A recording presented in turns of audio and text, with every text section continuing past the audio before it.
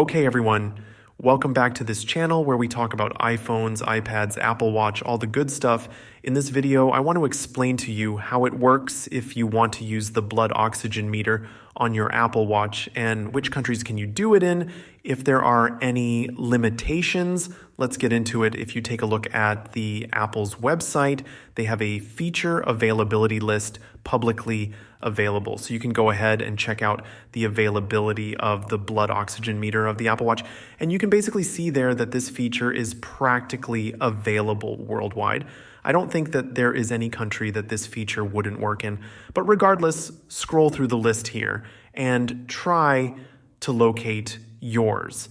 But as I say, the problem will likely not be in the country you're in. But what's more likely is that the Apple Watch model you're wearing may not support it.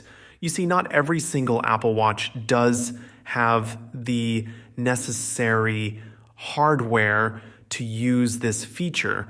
Only devices that are at least the Apple Watch Series 6 or later will have support for this feature. So you can make sure you look at the watch, examine the model you have, and you can determine if yours will support it.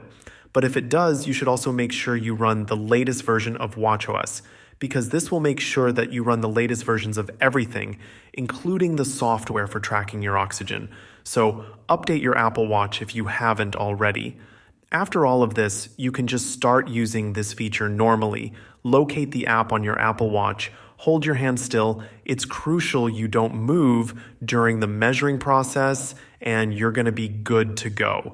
If you have any other questions or some suggestions for this channel, go ahead and leave them down below in the comments. Thank you very much for watching. I really appreciate your support. You can like the video if you enjoyed it, and I'll see you in the next one.